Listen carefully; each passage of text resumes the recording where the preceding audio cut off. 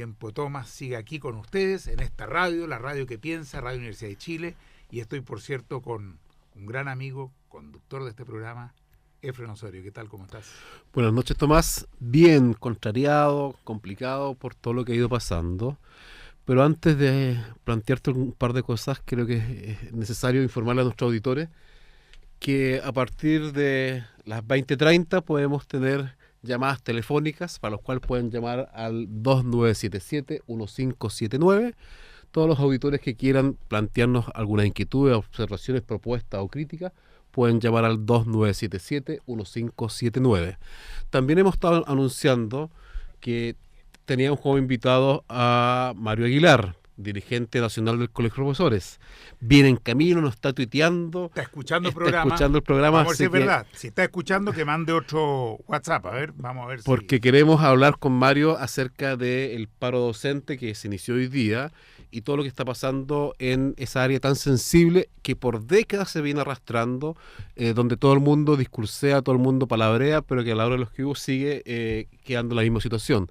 Así que esperamos que Mario Aguilar, dirigente nacional del Colegio de Profesores, llegue pronto para hablar de ese tema.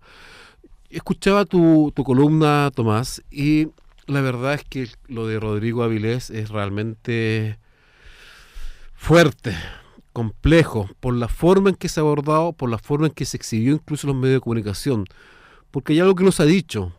En muchas de las imágenes que aparecen en los distintos canales de televisión se muestra, en primer lugar, un grupo de jóvenes saqueando una tienda, intentando entrar, rompiendo su cortina de fierro, y inmediatamente después se muestra las imágenes de los carros lanzagua lanzándole a otro grupo de jóvenes el agua, entre los cuales estaba Rodrigo Avilés. Una mezcla bastante extraña porque en realidad el saqueo estaba al frente y por tanto los carros lanzaguas debiesen estar operando hacia esos jóvenes que estaban, hacia esos vándalos que estaban saqueando esa tienda y no hacia los jóvenes de la Unión Nacional Estudiantil que iban circulando por la vereda, que no estaban en la vía pública, que no están interrumpiendo el tránsito vehicular y que sin embargo de manera bastante mañosa dos carros lanzaguas los agreden fuertemente y con las consecuencias en contra de Rodrigo Avilés. Eso nos ha pasado piola, nos ha señalado con claridad, pero muestra también la manipulación que muchos medios de comunicación están haciendo de las marchas estudiantiles. La cantidad de minutos que mostraron en cuanto a saqueos, en cuanto a incendios, en cuanto a vándalos minoritarios, en relación a las imágenes de los estudiantes festivos, alegremente, con sus pancartas, disfraces, planteando claramente la reforma educacional, es realmente asimétrica. Los medios de comunicación siguen manipulando la información, siguen criminalizando la protesta estudiantil, que finalmente se ve reforzado con las actitudes como la del subsecretario Alewi, que finalmente avala una mentira, avala una obstrucción a la justicia que está realizando el alto mando de Carabineros, porque acá Carabineros debe muchas explicaciones, debe muchas explicaciones en términos de que cómo es posible que a la primera versión de un par de carabineros las tomen como la verdad absoluta. Recordemos que Carabineros constitucionalmente son ministros de fe pública, por tanto su palabra tiene mucho más valor que la palabra de cualquier ciudadano porque actúan como ministros de fe en términos de la justicia. Por tanto, que Carabineros esté mintiéndole no solo a la familia de Rodrigo Avilés, sino que a todo el país, señalando que se había caído porque las zapatillas estaban lisas y que además las lesiones que tenía Rodrigo eran producto del pisoteo que hicieron sus propios compañeros, es realmente una mentira que tiene que ser de alguna manera sancionada, y tal como tú decías, no solamente la sanción debe pasar por el pitonero que lanzó el chorro de agua, sino por los altos mandos que estaban con una política de criminalizar la protesta, de dejar hacer a los vándalos y reprimir a los jóvenes que se manifiestan pacíficamente.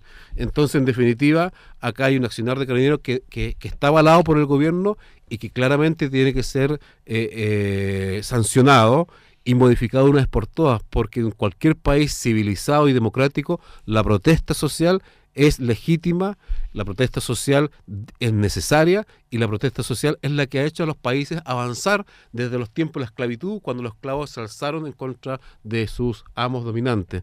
Entonces, en definitiva, lo de Rodrigo Avilés es realmente una mentira gigantesca que no puede quedar en la impunidad y que requiere muchas más sanciones que lo que hemos visto hasta ahora. Yo me pregunto, ¿qué hubiera pasado si no hay dron? ¿Qué hubiera pasado si no hay cámaras de video? ¿Qué hubiera pasado si no hay jóvenes tomando fotos con sus celulares? O me lo pregunto de otra manera, ¿cuántos otros casos quedan en la impunidad para carabineros? ¿Cuántos carabineros quedan en la impunidad por situaciones en que no están estas filmaciones?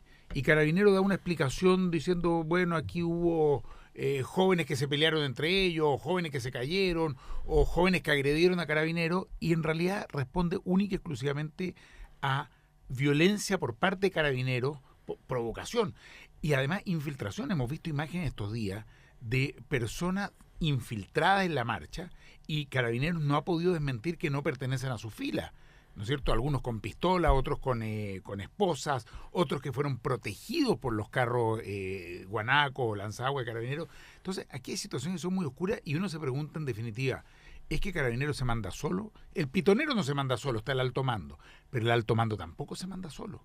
Aquí hay autoridades políticas que tienen la responsabilidad. Y el ministro del Interior no es un novato en la materia, sabe perfectamente, fue subsecretario del Interior, por lo tanto a cargo de la seguridad, estuvo vinculado con la oficina en su momento, por lo tanto en cuestiones de la seguridad pública y la información y la contrainteligencia, por lo tanto saben perfectamente que pueden dar las órdenes a Carabineros para actuar de un modo o de otro modo. Lo que corresponde es que Carabineros proteja a quienes están marchando, se ubique a una cierta distancia, evitando efectivamente que se produzcan situaciones de desmanes que no son de los estudiantes. Me llama la atención algo que me preguntaba un extranjero hace unos días, algo de sentido común. Me decía, oye, ¿cómo es posible que en más de 20 años Carabineros nunca haya podido agarrar a alguno de los que están realmente involucrados en los destrozos, en incendios, en cosas por el estilo? Agarran estudiantes que evidentemente luego los tienen que soltar porque no son los responsables. Y a los verdaderos responsables, no me digan que no tienen capacidad. Lo que no hay es voluntad, es decir, para Carabineros y para el Ministerio del Interior es funcional que se produzcan estas situaciones de alteración en definitiva, porque les permiten justificar su accionar a futuro y su represión como han hecho por tanto tiempo. Quiero decir que efectivamente Mario Aguilar nos estaba escuchando porque respondió por WhatsApp, sí, los estoy escuchando, ya entra a Santiago. Quiero decir que él viene de Doñihue, como dirigente nacional del Colegio de Profesores, él está apoyando a los profesores que hoy día están en el paro docente y por lo tanto ha estado participando de algunas asambleas, reuniones que se están realizando en distintas ciudades, así que entendemos perfectamente que está corriendo en esta situación. Ya vamos a preguntarle bien sobre cómo anduvo el paro hoy día y cuáles son las perspectivas futuras, ¿no? Ahora, la dupla Burgos-Alegui es una dupla bastante compleja.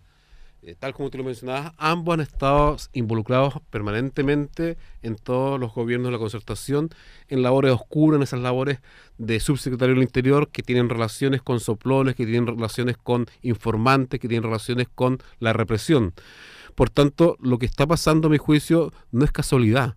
Yo creo que acá hay un diseño, donde en definitiva, tanto Burgos como Alegui quieren desacreditar el movimiento estudiantil, y para eso, ¿qué mejor que hayan saqueos, qué mejor que hayan incendios? Y eso explica de buena forma por qué Carabineros no reprimió a los vándalos, no tomó presos a los vándalos, sino que simplemente se fue en contra de los jóvenes que protestaban pacíficamente.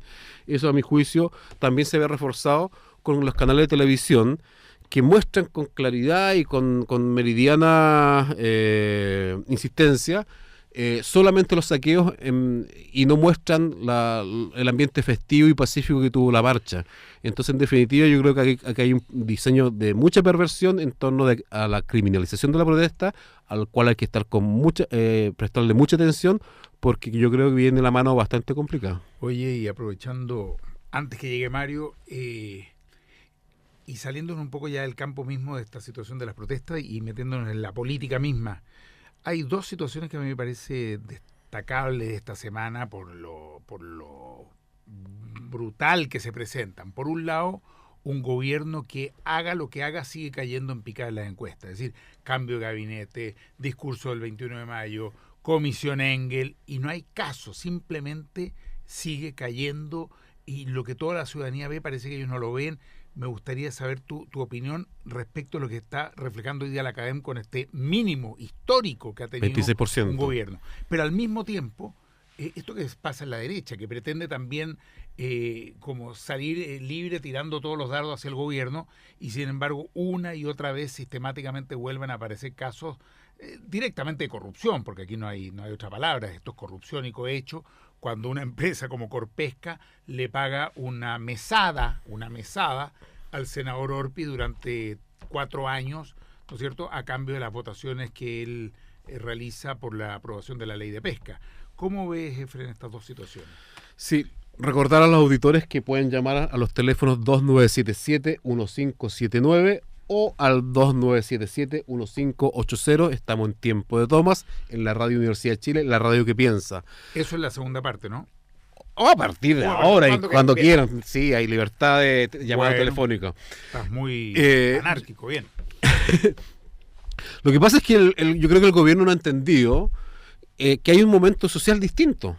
Hay un desfase entre lo que es la mirada de la clase política, del duopolio de los partidos tradicionales, con respecto a lo que está pensando la sociedad.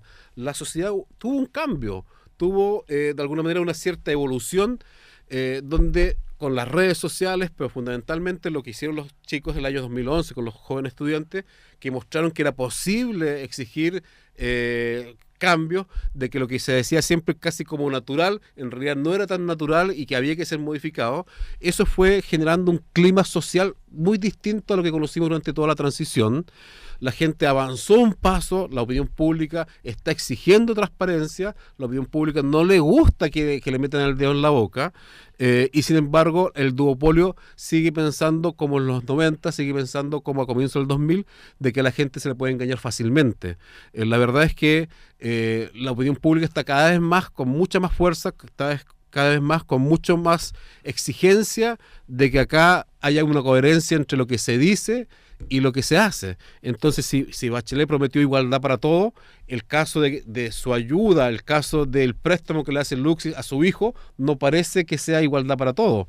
Entonces va surgiendo ahí un sentimiento de estar tostado, de estar de alguna manera cansado de que los traten como niños o los traten como tontos, y que cualquier cosa pueden engañarlos.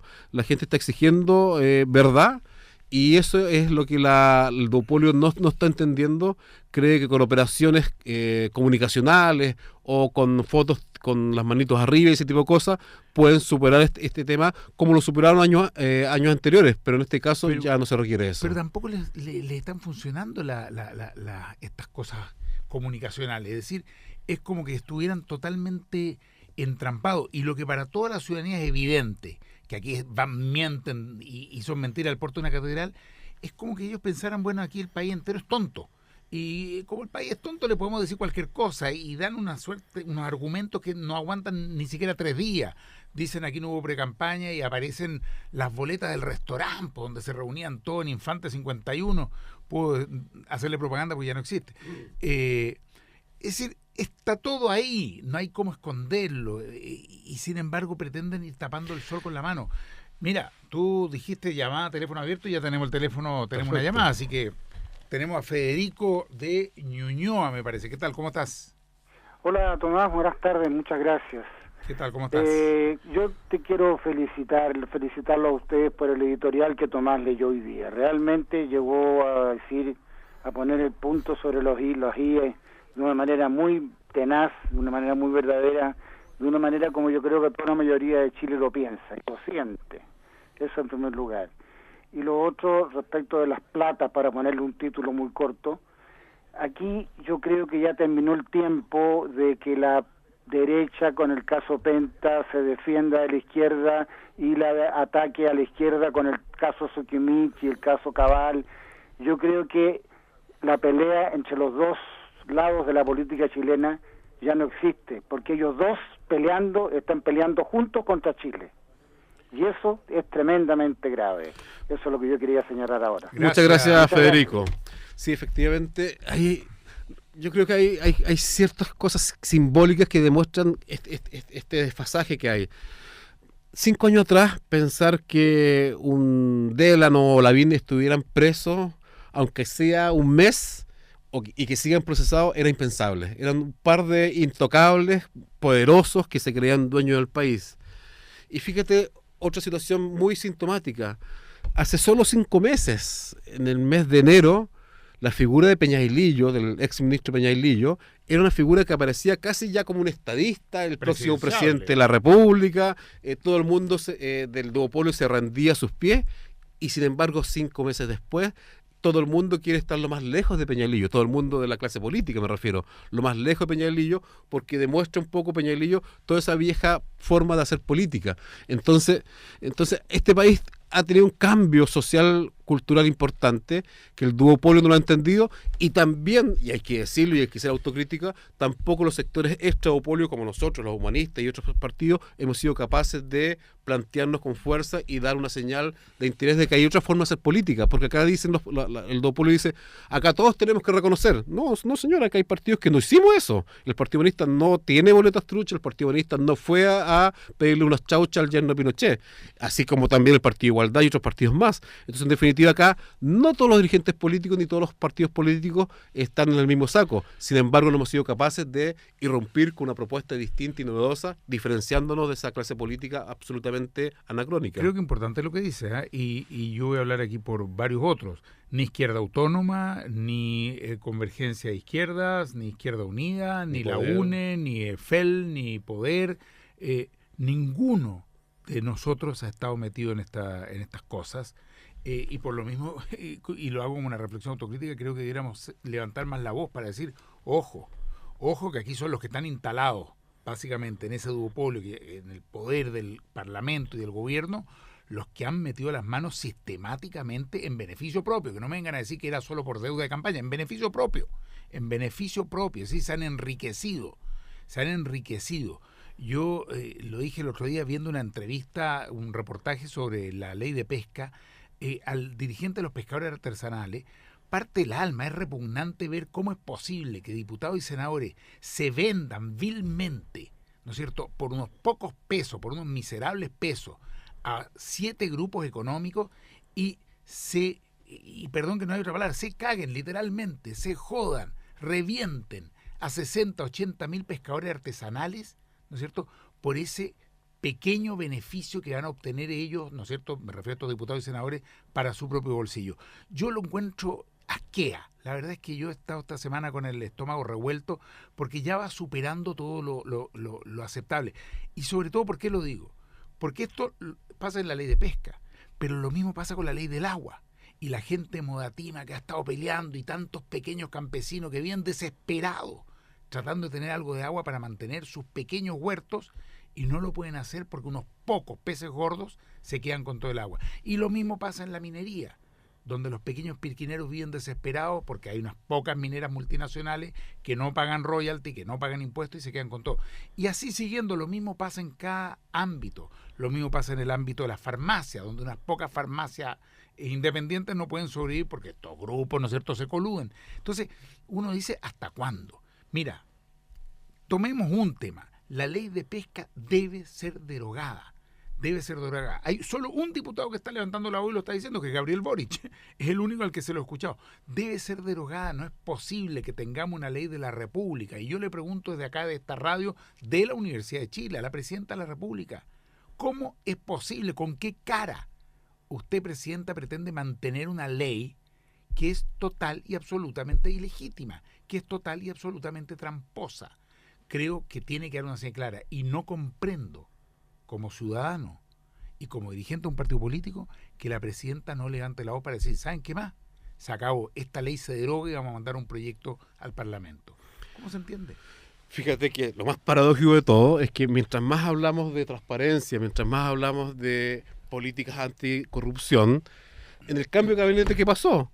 Que quienes antes hacían lobby y les pagaban por hacer lobby para entrevistarse con diputados y ministros para favorecer a leyes que permitieran favorecer a empresas, resulta que nada mejor que esos mismos lobistas que antes eran externos, ahora los meten al gobierno. Entonces el caso de los dos nuevos ministros, el ministro Insunza y el ministro Díaz, ellos son lobistas. Entonces Enrique Correo, quien tiene la empresa más grande de lobby y más poderosa en este país, que influye hacia los empresarios, ya no requiere pagarle, simplemente tiene a 2 de sus hombres, a 2 de sus empleados dentro del gobierno. No, perdón, en la moneda. En la moneda, En la moneda, ahí mismo, digamos, no Así tiene es. que cruzar la calle.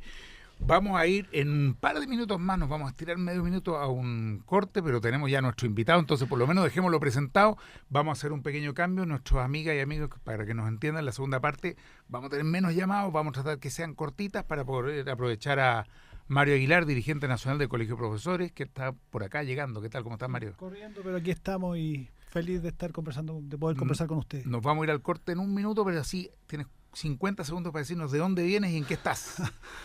Bueno, estuvimos en la mañana en la marcha, después estuvimos en algunas reuniones con docentes aquí en Santiago, después nos fuimos a la 6ª región, estuve en Peumo y en Doñihue en asambleas con docentes, y de allá vengo ahora. ¿El paro es nacional? Sí, es nacional, sí. ¿Y cómo anduvo hoy día el paro? Bien, ¿Qué bien. ¿Qué información tienen? Bueno, yo no estuve en los cómputos, en la información que se recogió en la tarde, que es la definitiva, pero el paro en la mañana mostraba que en todas las regiones se instaló y con un altísimo porcentaje. ¿Y continúa o era Es solo indefinido. por... No, es indefinido. indefinido. Sí, sí. Hoy día se inició Está, el paro esta vez indefinido. todo el Colegio de Profesores, porque el año pasado hubieron paros en los que yo sé que tú estuviste liderando, pero el presente Colegio de Profesores no estaba. No, claro, más bien llamaba a los alcaldes a descontar. Es un acuerdo unánime del directorio nacional de este llamado a paralización, así que es de todo el directorio del Colegio de Profesores.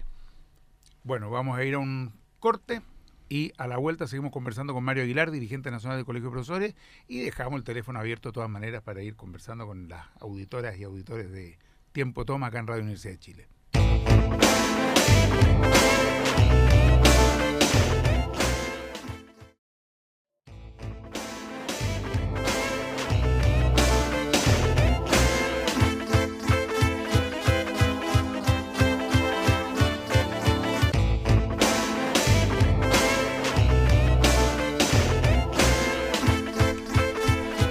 Bueno, hemos vuelto a Tiempo de Tomas en la Radio Universidad de Chile junto a Tomás Hirsch, nuestro invitado de hoy, que es el dirigente nacional del Colegio de Profesores, Mario Aguilar, y quien le habla, Efrén Osorio. Mario, a fines del año pasado los profesores terminaron con un paro, terminaron paralizados las actividades en una situación que yo creo que para el gobierno les llegó muy bien las vacaciones.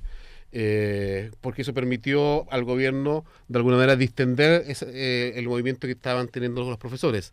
Hoy día retoman un paro que lo han llamado indefinido. Cuéntanos por qué este paro, por qué indefinido y cuáles son de alguna manera las medidas que están planteando con mayor nitidez. Bueno, efectivamente hoy día se inició un paro nacional indefinido, llamado un acuerdo que fue unánime en el directorio nacional de hacer este llamado y que fue también refrendado por muchas asambleas regionales, provinciales y comunales. Y básicamente el motivo fundamental del paro es porque hay un proyecto de carrera docente que se está hoy día tramitando en el Parlamento, se envió hace un par de semanas atrás por parte del gobierno al Parlamento, y es un proyecto de carrera docente que a nosotros nos produce un muy fuerte rechazo. Se hizo una consulta al profesorado y el 97% rechazó el proyecto de carrera docente. Yo leí esa cifra y creí que había leído mal. ¿Ese Sí, fue el dato? ese fue. Participaron cerca de 60.000 profesores en esa consulta y el 97% rechazó el proyecto de carrera docente del gobierno. ¿Por qué? Fundamentalmente porque es muy engañoso. Nosotros históricamente hemos demandado carrera docente, eso es una demanda histórica del gremio y esto debería haber sido motivo de jolgorio, que por fin salía la carrera docente. Pero salió esto en condiciones muy, muy negativas y por lo tanto eso ha producido el rechazo del gremio. ¿Y por qué son tan negativas? Porque este proyecto de carrera docente reproduce la lógica neoliberal, la lógica empresarial de mercado que tanto daño le ha hecho a la educación chilena, porque pretende, en el corazón del proyecto, se pretende profundizar la idea de que el profesor es un productor de rendimiento en pruebas estandarizadas y que por lo tanto tiene que competir con el profesor del lado para obtener unas pocas lucas más, unas asignaciones o en este caso una certificación. Se instala un concepto absolutamente odioso y muy, muy muy fuera de lo que debe ser el quehacer docente, que es la certificación. El proyecto de carrera docente pretende que cada profesor tenga que certificarse. Mira el concepto que se usa, certificación. Como un producto. Un como poco. si fuera un producto. Yo vengo ahora de la sexta región, como ustedes comentaron al aire, porque los venía escuchando. Y ahí, claro, zona frutícola, las manzanas se tienen que certificar para ir a la exportación, tienen que tener un determinado calibre, un porcentaje de humedad, un color determinado. Y esos productos se certifican, las manzanas, los zapatos, los computadores. Pero no se puede certificar el trabajo docente. El trabajo pedagógico es una cosa mucho más compleja, de una naturaleza muy diferente. Y por lo tanto reproducir esa lógica, que es una lógica netamente empresarial, en la carrera docente, y entendiendo que una carrera docente se discute muy de tanto en tanto. El último gran cambio al ejercicio docente fue el año 91, cuando se promulgó el estatuto, y hoy día, 24 años después, estamos discutiendo una nueva carrera. Entonces ustedes comprenderán que el profesorado, cuando se nos pretende profundizar esa lógica tan negativa, no nos queda otra más que reaccionar frente a un gobierno que no ha escuchado nuestros planteamientos, que hizo una parodia de participación, hizo muchas reuniones con la directiva del colegio, pero en realidad no recogió prácticamente nada, e incluso hizo unas jornadas con profesores, que le llamaron jornadas participativas, otra parodia porque no se escuchó nada de lo que ahí se ha dicho, y se instala esta carrera, este proyecto, con esta lógica empresarial diseñada por expertos, que son en su mayoría economistas, expertos y lo pongo entre comillas, el expertos porque son gente que no tiene real conocimiento de lo que es el quehacer docente. Entonces, en rechazo a eso, y demandando que el proyecto sea retirado del Congreso o se le hagan modificaciones sustantivas, no menores, sino que modificaciones sustantivas, prácticamente un nuevo proyecto es lo que se requiere para que efectivamente podamos hablar de un proyecto que sirva al desarrollo profesional docente y sirva a la educación. Mario, pero a fines del año pasado y gran parte de este año, uno observó que Jaime Gajardo, como presidente del Colegio de Profesores, tuvo mucho diálogo, muchas reuniones con el gobierno. Y sin embargo, parece que ese diálogo no tuvo ningún resultado. ¿Qué dice él frente a sus bases, frente a ese diálogo? Porque de alguna manera los estudiantes se ven hoy día en la misma disyuntiva. ¿Vamos al diálogo, que en realidad puede que no sirva para nada, o simplemente rechazamos el diálogo y ejercemos presión? Bueno, en primer lugar hay que decir que no son contradictorios, digamos. Siempre se puede dialogar, pero un gremio, una organización social siempre debe entender que la movilización es su herramienta para que sus demandas sean escuchadas y sean acogidas. Eso no es nuevo. Pero yendo a lo fundamental de tu pregunta, efectivamente hubo muchas reuniones. Jaime Gajardo, presidente del gremio, era muy optimista respecto a que en estas conversaciones con el gobierno iba a salir algo interesante. De hecho, cuando recién sale el proyecto, curiosamente o sorprendentemente, él aparece en sus primeras declaraciones valorando el proyecto, diciendo que si bien es cierto no era lo ideal, había cosas muy interesantes que se valoraban y que esperábamos que esto se aprobara. Esperaba él que esto se aprobara. Cuando el profesorado comienza a conocer el proyecto en detalle, nosotros nos abocamos inmediatamente a estudiarlo, el proyecto con mucho detalle, con mucho cuidado. Yo lo tengo acá y lo quiero mostrar. Este es el proyecto de carrera docente, lo tenemos ahí todo subrayado, lleno de marcas, porque lo hemos estudiado con detalle. No, esto no es una cosa antojadiza o caprichosa que rechacemos por rechazar. Cuando el profesorado se va dando cuenta de esto, y nosotros los disidentes que nos llaman, fuimos críticos y marcamos claramente nuestro rechazo a esto, él empezó a ver que no había una valoración en parte del profesorado, sino por el contrario, había mucha molestia, y felizmente, creo yo, él entendió que no podía seguir en esa postura, y efectivamente en un directorio nacional que se realizó, fue unánime finalmente el acuerdo del directorio de rechazar este proyecto. Así que hoy día oficialmente el Colegio de Profesores en su conjunto rechaza este proyecto. Algunos profesores dicen, pero ¿qué confianza tenemos en la postura del presidente nacional si ha estado tan cercano al gobierno? Bueno, lo oficial hoy día y lo que tenemos que mantener es eso, y la base del profesorado, aprovecho a los que están escuchando, tiene que estar muy vigilante y muy deliberante a que se mantenga el gremio en esa línea. Nosotros vamos a trabajar como disidentes fuertemente por eso.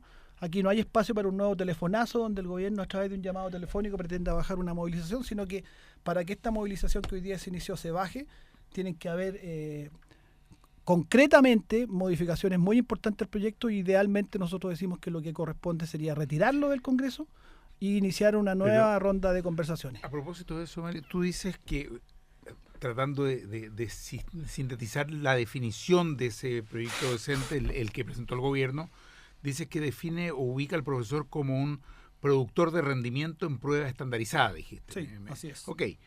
¿Y qué es lo que, en definitiva, cómo se ven a sí mismos los docentes? ¿Cuál sería la definición contraria? ¿O cuál es el elemento sustancial que dirías tú que debiera contener un proyecto docente? Porque me queda claro de lo que está planteando que no es un buen proyecto el que ha presentado el gobierno y que hay un rechazo unánime. A mí me impresiona el grado de unanimidad, 97% es, bueno, sí, todos. Algunos 3% que se equivocó al votar. Claro, o sea, la verdad es que creo que nunca se había producido en un gremio tal grado de sintonía en rechazar un proyecto de ley. ¿Qué es esencialmente lo que plantea o lo que propone el profesorado, los docentes de nuestro país? Mira, con esta lógica de asimilar calidad de la educación a rendimiento en prueba estandarizada, SIM, CPCU y toda esta lógica productivista de la educación, a lo que lleva finalmente a que el profesor se convierta más en un adiestrador que en un educador. Educar es un acto mucho más complejo que simplemente transmitir determinados conocimientos que van a ser medidos en unas determinadas pruebas.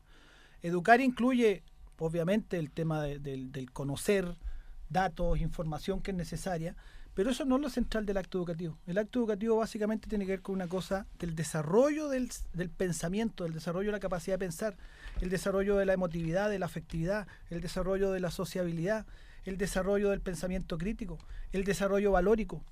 Y cuando tú tienes al profesor restringido únicamente a rendir en pruebas estandarizadas, minimiza la labor educativa. Nosotros queremos rescatar que lo esencial del acto educativo se da en la sala de clase. Y en este acto, en esta relación de enseñanza-aprendizaje que se da entre el profesor y el estudiante. Esa es la esencia del acto educativo y nosotros rescatamos eso. Y cuando tú lo que vas a tener en esta carrera docente es que el profesor, para poder mejorar salarialmente o mantenerse en el sistema, va a tener que certificarse frente a una burocracia central, sacas al profesor de su foco central. El foco central de nuestra tarea es en la sala de clase. Pero aquí lo que va a valer no es lo que hagas en la sala de clase. Uh-huh. Lo que va a valer es cómo se te certifica o cómo te da un rótulo una burocracia central. Que además, paréntesis, la gente se pregunta, bueno, pero ¿quién va a certificar a los profesores? El CPIP, que es un organismo dentro del Ministerio de Educación a cargo de la evaluación y del perfeccionamiento, va a licitar la certificación. Por lo tanto, lo que se está haciendo aquí es abrir una nueva fuente de negocio, porque quien se gane la licitación de las certificaciones va a recibir recursos muy importantes. Como licitar, como un negocio más, o sea, exacto, se cobra una tarifa. Se va a tercerizar en la certificación del profesor porque el CPIP dice no tener la capacidad para hacerlo y por lo tanto va a tener que licitarlo. Es un tremendo negocio que se abre. Entonces, volviendo al tema, cuando aquí hay un foco totalmente errado, tener al profesor permanentemente preparándose para las certificaciones frente a la burocracia central y no preparándose para hacer buenas clases, no compartiendo con sus colegas, no hay ningún incentivo al trabajo en equipo, todo es una competencia individual por obtener grados más altos dentro de esta certificación y no se valoriza en lo absoluto el perfeccionamiento docente. Fíjate qué curioso. Se habla de certificar buenos profesores, etcétera, etcétera, y si un profesor hace un doctorado, te voy a poner un ejemplo extremo, un profesor se gana una beca para ir a hacer un doctorado a la Universidad de Harvard, doctorado en educación, aprueba ese exigente programa de doctorado, vuelve como un doctor a su colegio a hacer clases y no le vale nada en la carrera docente, porque lo único que tiene valor para mejorar salarialmente y profesionalmente es la certificación. Dime si no es realmente una cosa absurda. O sea, claramente está pensado nuevamente con estos criterios de mercado, como dices tú ahora. Estaba pensando a raíz de un comentario que hiciste, el profesor, su labor fundamental está en la sala de clase, y desde ese punto de vista digo, bueno, el profesor está en estructura con otros mundos, que es los estudiantes, evidentemente, los paradocentes. Los estudiantes también se han estado manifestando. Hoy día es el paro nacional de los profesores, pero los estudiantes han estado marchando, se han estado manifestando. Yo entiendo que tú y los profesores han estado también junto a esas demandas. ¿Cómo ha sido esa experiencia, sobre todo en esta semana que han sido tan dolorosa para el mundo de los estudiantes? Sí, por supuesto, lo que ocurrió el 21 de mayo en Valparaíso fue terrible. Antes había ocurrido el asesinato de 2 jóvenes, no ya por las fuerzas policiales, pero en el contexto de este individualismo esquizofrénico en que este modelo ultra neoliberal nos ha metido. Entonces vale más el muro que sale un idiota, digamos, un imbécil a defender el muro y elimina a 2 personas.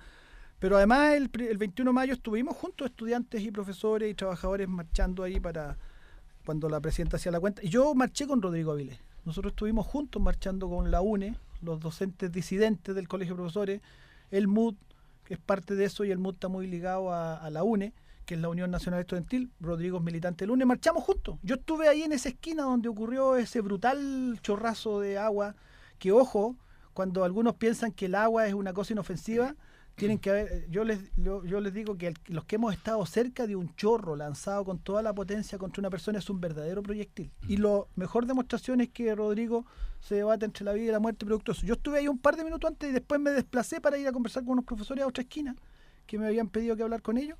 Y por eso no estuve ahí justamente en el momento del chorro de agua. Fue algo terrible. Y por lo tanto, imagínate la sensibilidad que tengo yo con lo que ocurrió.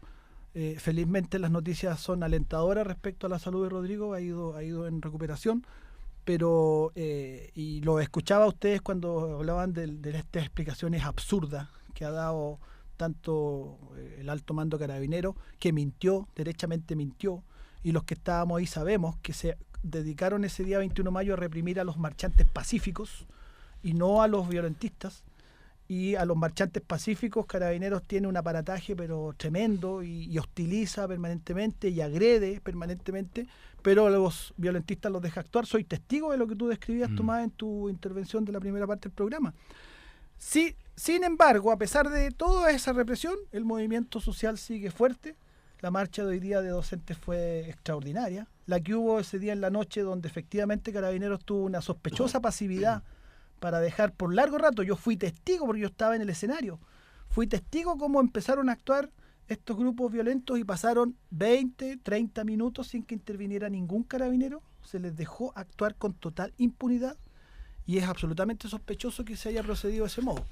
Pero el movimiento sigue fuerte y ahí estamos y vamos a seguir luchando por el derecho a la educación. Mario, otro aspecto que está en discusión, que de alguna manera con toda la reforma educacional uno va perdiendo un poco la pista, pero que sin lugar a duda tiene mucha atención hacia la gente. Se trata de todo el proyecto de la desmunicipalización de los colegios. ¿En qué está eso? ¿Qué está planteando el gobierno? ¿Cómo lo están viendo ustedes como profesores? Mira, aquí tengo una minuta reservada del Ministerio de Educación. Nos llegó porque uno tiene también sus contactos y la tenemos aquí. Es un informe sobre el proyecto de desmunicipalización que hace un grupo de expertos del Ministerio de Educación. Y la verdad es que es bastante preocupante lo que aquí... Primero, el grupo de expertos son puros economistas. Nuevamente, una vez más. Y aquí lo que se está proponiendo es la generación de unos servicios locales de educación que de nuevo no cumple con la demanda que nosotros del movimiento social estamos pidiendo. Lo que nosotros estamos pidiendo es que el Estado se haga cargo de la administración y gestión de la educación pública. Que el Estado se haga responsable de su obligación, que entendemos de asegurar un derecho humano fundamental como es la educación. Estos servicios locales, como se están planteando, son unas entelequias medias raras. Parecía las corporaciones municipales. Parecía que tú las conociste muy bien en San Bernardo, ¿no es cierto? Y que son una monstruosidad finalmente, porque se presta para todo tipo de malos manejos en las cajas oscuras de los alcaldes. Claro, porque no son ni públicos ni privados en definitiva. Son un híbrido jurídico, que no es ni una cosa ni la otra, que es privado para los que les permite hacer todo su enjuague, que es público en cierto sentido, pero que no tiene el control de lo público. Y por lo tanto lo que nosotros demandamos, fíjate que es simple, es que el Ministerio de Educación se haga cargo de la educación en Chile. No sé si les suena lógico a los auditores, Ministerio de Educación a cargo de la educación. Suena como lógico, ¿no? Y es lo que ocurre en la mayoría de los países. A propósito de los auditores, vamos a recordar que estamos con Mario Aguilar, dirigente nacional del Colegio de Profesores, acá en Radio Universidad de Chile, en tiempo de tomas. Tenemos tiempo todavía para algunos llamados, hemos preferido dedicar este tiempo para la conversación, pero si alguien quiere llamar al 29771579 o al 29771580. Y a propósito de lo que sé, yo te iba a preguntar a ti, Efren, que fuiste concejal en San Bernardo en los primeros años de democracia, básicamente, ¿no? Ha pasado tiempo, pero ¿cómo este tema de la educación, por qué no puede seguir municipalizada? ¿Por qué no puede seguir en manos de los municipios la educación? ¿Qué distorsión se produce? ¿Cuál es la dificultad, Mario? No, sí, yo siempre fui un crítico a la municipalización de la educación. ¿Por qué razón? Porque en definitiva los alcaldes no son expertos en educación. Los alcaldes son representantes populares y está muy bien. Tienen que dedicarse a su comuna, al aseo, al ornato, pero dedicarse a la formación de los niños y los jóvenes de Chile me parece que es una tarea que excede las atribuciones y las facultades que puede tener un alcalde por muy buen intencionado que esté. Y después de eso tenemos que hay grandes diferencias entre pequeños municipios y municipios con mayores recursos. Por tanto, la educación municipal está sujeta de alguna manera a la capacidad presupuestaria que puede tener un municipio como Las Condes versus un municipio como, por ejemplo, La Pintana. Realmente no es equilibrado, no tiene armonía. Y por otro lado, también está que los alcaldes comienzan a hacer mal uso de los fondos de educación producto de su ímpetu electoral. Un alcalde tiene un tiempo de reelección de 4 años. La educación siempre tiene que pensarse en virtud, no sé, de 20, 30 años. Por tanto, el alcalde no tiene el horizonte para que pueda, de alguna manera, planificar de buena forma su educación. Por tanto, a mi juicio, la desmunicipalización de la educación es realmente importante. Tenemos un llamado, tenemos en línea a Juan de Providencia. Juan, ¿qué tal? Cortito porque se nos va el tiempo. ¿Qué tal, Juan? Ya, buenas noches. Buenas noches. ¿Sabe? Mi pregunta para el señor Aguilar es la siguiente. ¿Cuál es la posición de ustedes con respecto a la formación de los docentes? En este momento hay una formación absolutamente heterogénea y donde desgraciadamente la gente que entra a estudiar pedagogía no es la más calificada, o sea, generalmente gente mediocre. Bueno, siempre ha sido igual, ¿no? Siempre ha sido igual, o sea, siempre los incapaces han entrado a pedagogía con respecto al tipo de gente, ingeniería, medicina, el derecho. Vamos... Juan, vamos a ver, ¿qué dice Mario? No sé, eso lo incapaces, Mario, ¿qué dices? Yo le quiero decir a Juan que, por un lado, su pregunta es muy pertinente, pero respecto a lo último, somos muchos profesores los que estudiamos pedagogía por vocación. Yo tenía puntaje para ingresar a cualquier carrera y tenía además ofrecimiento de beca deportiva, podría estudiar lo que quisiera, y elegí estudiar pedagogía por vocación, únicamente por vocación, y somos muchos en Chile los profesores que hemos optado por la carrera profesional docente por ese motivo. Pero yendo a la pregunta en sí, efectivamente en Chile el tema de la formación docente es un problema grave que tiene que ver con la lógica de mercado que también existió muy duramente y muy groseramente en la educación superior. Entonces las universidades negocio, las universidades chatarra, que sin mayor rigor académico vieron este tema de ser universidades únicamente para lucrar y ganar plata, que son varias de las universidades privadas que hay en este país, obviamente vieron en pedagogía y también en otras profesiones simplemente una manera de captar clientes. Y por lo tanto el rigor académico, las exigencias de ingreso se minimizaron o se dejaron casi en cero porque lo que interesaba era simplemente completar cupos para tener clientes a los cuales cobrarle una mensualidad. Ese problema no se da solo en pedagogía, Juan, se ha dado en estos años en muchas carreras y en muchas profesiones. Y efectivamente nosotros esperábamos que la carrera profesional docente regulara también eso y hubiera un plan nacional de formación docente dirigido por el Estado que estableciera condiciones mínimas y básicas, pero eso es otra de las deficiencias de este proyecto de carrera docente, que no mete mano en eso y solo aumenta ciertas exigencias con la acreditación, pero la acreditación también es un concepto de mercado, ojo.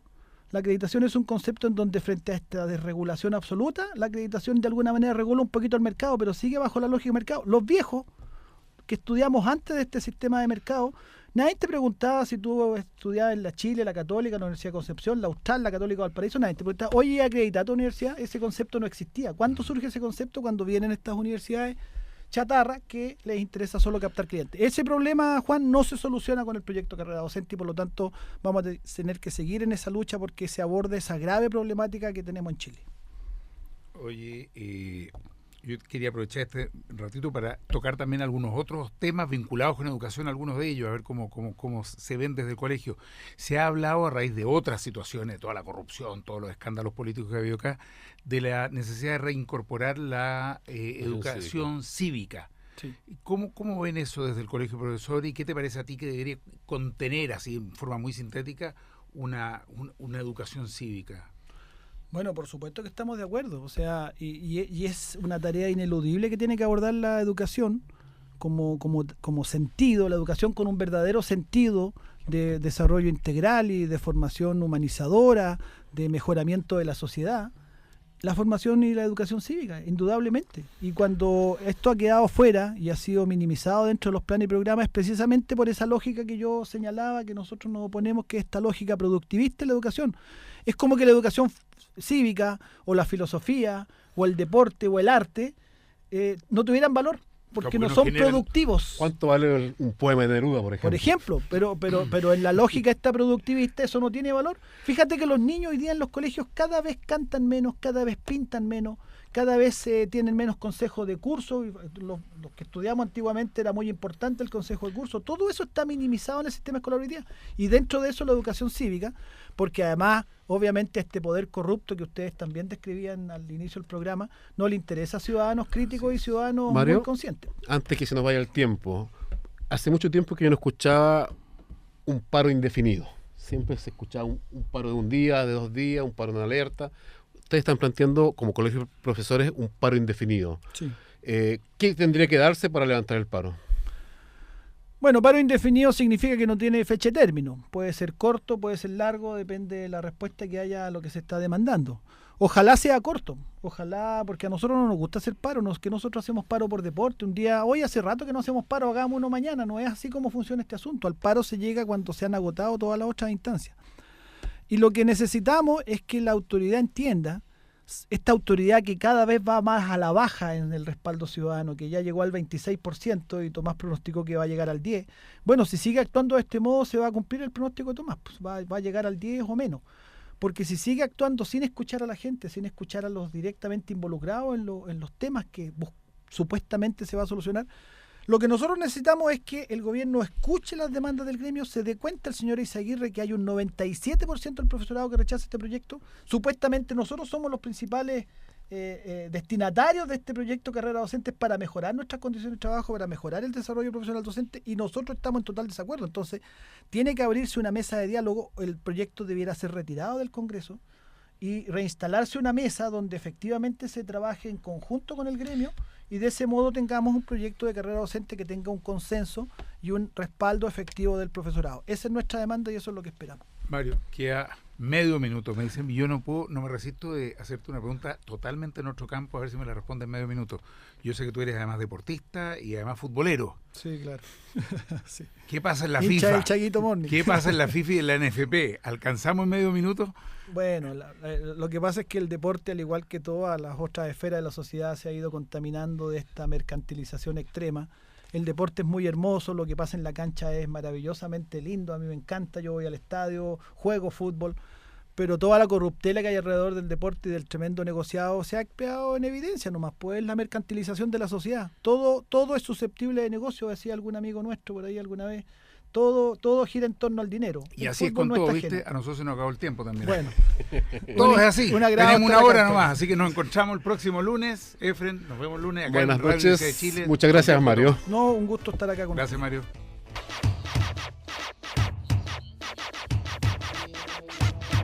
En Radio Universidad de Chile hemos presentado Tiempo de Tomas. Una mirada humanista del acontecer político, social y cultural de Chile y el mundo, con la participación de Fernando García Nadaf, Efren Osorio y Tomás Hirsch junto a sus invitados. Nos encontramos el próximo lunes a las 8. Despeínate, indígnate y súmate a Tiempo de Tomas. ¡Hey!